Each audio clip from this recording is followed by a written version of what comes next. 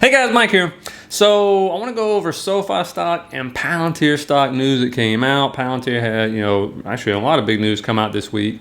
And so some big contracts, but one piece of news that really didn't get enough attention at all, which I think is huge for this company going forward in their growth story and stuff. And so I want to go through that, the charts, also its earnings coming up. So what are we going to be looking for in that?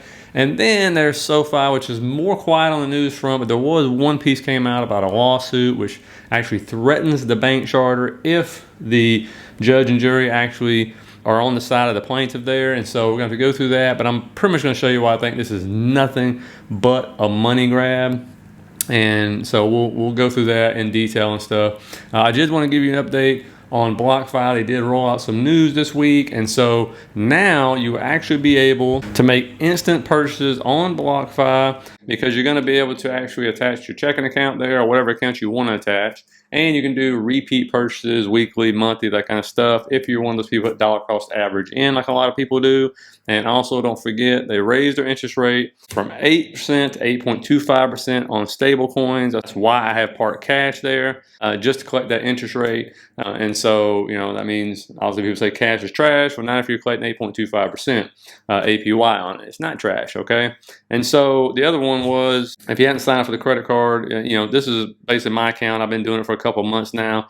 And so, I've earned up to $150 in Bitcoin as rewards and stuff for doing what? Paying for gas, groceries, the same stuff I do on my other credit cards. But this actually allows me to earn something back as a reward that can go up in value, right? Because in August, that's when I started receiving the Bitcoin. And guess what? It was about 40,000 then. That was the value, and now it's up to 55,000. We seem to be on a nice bull run, so we'll see where that goes. So it's just the first time I've been able to earn something back on a credit card that can actually go up in substantial value. And so links down the bottom if you want to sign up for either one of those, but I wanted to give you those updates, okay? So let's go ahead and get into SoFi stock first. And looking at SoFi's stock chart here, guys, you can see obviously up and down, very, very volatile week, not just for SoFi, but also for the rest of the stock. And you can see, it kept bouncing basically off of that support level right there around 16, 19, coming up and down and stuff. And if we add in the QQQ, I'll show you what I'm talking about when I say that this right here followed the market. There you go. I think I've lined it up perfectly. This is the QQQ. And so you can see it followed the QQQ almost exactly. And it's just one of those high growth stocks. You can see it. I showed it last week too.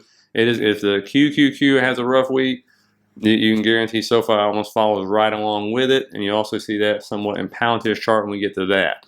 Okay. But there wasn't any, super bad news, wasn't any news really at all that came out besides the one I'm going to talk about now. And this came out a couple days ago where Golden Pacific Bank Court Director sues bank to challenge its acquisition by SoFi.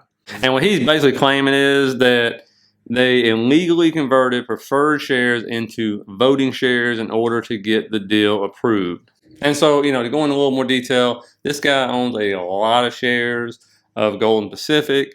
And what he's claiming, obviously, is they converted preferred shares illegally into voting shares so, they could actually approve this deal. And he might be right. That's what the court has to decide, obviously, and the lawyers and stuff like that. But the reason why I say this is a money grab, because the other part of the lawsuit says, well, if the shares weren't converted illegally, he wants an appraiser to come in because he's saying the bank is basically devaluing or undervaluing the shares, right, which costs him a lot of money. And so that's where the money grab part comes in, which, he could be totally right, by the way. I mean, good for him. But he wants the shares prices moved up so he can make more money. And so because, and another reason, because he's the only one suing out of all of them, it leads me to believe that he probably knows he's going to lose the lawsuit, most likely. Who knows? But hopefully at the end of this, maybe they'll end up moving the share price up, depending on what the appraiser says and stuff. Or who knows, maybe somebody offers a deal just to go away and let this whole thing go. I mean, that's kind of where I see this heading, because if that was the case, I mean, I think you see other directors signing on to the lawsuit or other people, but he seems to be the only one. But, it does put, whatever the percentage is of risk, the bank charter at risk, right? And so, that's something we got to think about. So I want to bring it to you. But honestly, am I worried about it? Not really. And so, we'll see about that. The other thing SoFi did was they scheduled their conference call for Q3 2021 right here. It's going to be taking place on November 10th at 5 p.m., which of course I'll listen in and give you guys an update on that. And they're actually going to be reporting the earnings the same day after hours, okay, on November 10th. So we got a little while to go for that. And what are we going to be looking for? It's pretty simple. The things I'm looking for: membership year-over-year growth. You can see right here, I mean, just massive growth: 74%, 90%, 110%, 113%. So the members are growing steady. That is one thing I'm going to be looking for. The other, obviously, is going to be quarterly performance. You can see going from Q4 2020 to Q2 2021, a nice steady growth right there in revenues. And then just looking over at Galileo, which is a big part of this company, is the number of accounts, because this one actually was going up really well, and then it got kind of stagnant, right? We started going down from Q4 2020 to Q2 2021. We were growing 135%, then all of a sudden went down to 130%, then 119%. And so, I want to see if that jumps back up and they're able to add, obviously, more accounts to that. And so that's where SoFi is at right now. So we'll see what other news comes out this week, especially concerning the lawsuit, and if that's settled before we go into earnings on November 10th, okay? And so now going to Palantir, you can see here in the chart, this trend line that it had been bouncing off multiple times, as I pointed out last week, was broken, fell below that when the market sold off, obviously, with the volatile week. See a big spike up right here, which gets above the trend line, then falls right back below on the exact same day. And so it goes below what was support, now resistance, around 24.25, and we're trading between 21 and 24 again right there. I mean, absolutely love these support and resistance levels here. So, of course, what was the big pop for and what was the big drop for on the same day? It was this $823 million Army contract that was announced after hours, and the stock popped 15% in after hours. And, of course, that's what the big pop was. People saw a headline saying $823 million contract with the Army. And so people were like, oh, my God, that's a lot of money, right? And so, but then, of course, the next day you get the fine print, and basically what it is a 4-year contract with 3 more years optional. You're looking at around minimum payment of $3.5 million, maximum payment if they get the full 7 years could be $823 million. Just depends on the fine print on that. And so, it's a good news. Yes, absolutely, it's good news. Another government contract. Odds are, with Palantir's history with the government, you see their other contracts, they usually get the full contract. They usually get those optional years picked up, okay? And so, that's a great thing to see, and basically because, they call it stickiness or whatever term you want to use when it comes to government. I said, I told you they're in every facet of the government, okay? I don't care what you're talking about, whether it's healthcare, military, whatever, they're in it. And so, it's hard to get rid of them once they're in with their software and technology there. So that's good news. The other news that came out, obviously, they got another contract, and this one was a $90 million contract with the VA, and so it's going to be $90 million over 4 years that they'll receive for this with the VA, and so roughly about $22 million a year. And they've worked with the VA before, so hey, love it. Let's keep it going. Remember last week I said we weren't getting any news, and all of a sudden the news starts to hit when the quarter ends, and so I think we're going to get a lot more news on contracts when they actually announce when they're going to do earnings and stuff like that. And so, but there was one piece of news come out, the latest one, that I don't think it got enough attention. But to me, this was much more important than the other contracts we're talking about here, because this has to do with the commercial side of the business, which they are really intensifying their efforts on. That this is the part they need to grow, if you remember last earnings call. And this is where they said Palantir introduces second cohort of Foundry for Builder startups. This is where they had originally already started helping startups with their software. And what it says is Palantir licenses Foundry to startups under a subscription model. The first companies to benefit were connected to Palantir alumni, and Foundry for Builders now includes other early stage companies, so they are spreading their wings here. The second cohort of Foundry for Builders companies includes the following. Ready? So you got Elementus, which is a blockchain analytics platform, Emiria, however you say that, it's Australian Securities and Exchange listed drug development and clinical care company, European Cricket Network, a digital media company based in Switzerland, Food Smart, a San Francisco-based digital nutrition and health food buying marketplace. Then you got Catalyst DI, which is a Houston-based company dedicated to improving construction through integration and automating supply chain data. Then you got another company based in Los Angeles focused on enabling consumers to take control of their data and how it is transacted in the digital marketplace.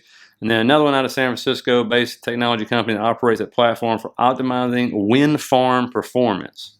And what's really great about this is the platform is currently being used in over 40 different industries and sectors worldwide. And that's something I've been saying for a long time, and that's the exciting part, right? You're in 40 different industries and sectors across the world, okay?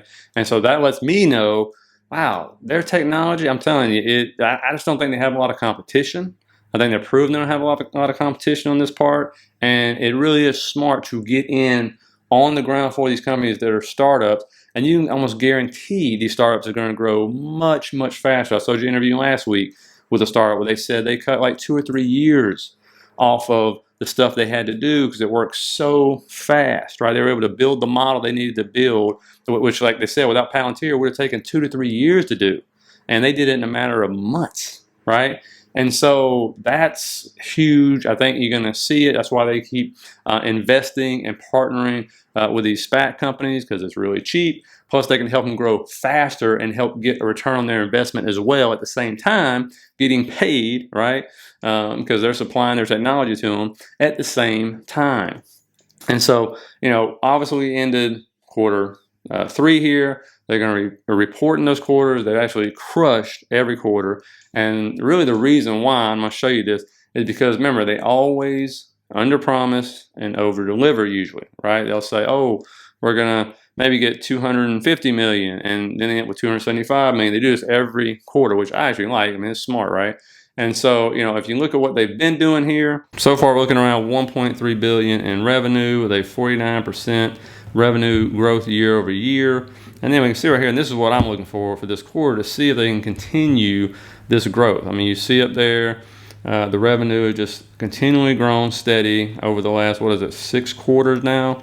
Gross profit's been growing over the last 4 quarters. And of course, how many customers? This is big. They got to start growing the customer base, which look, they have.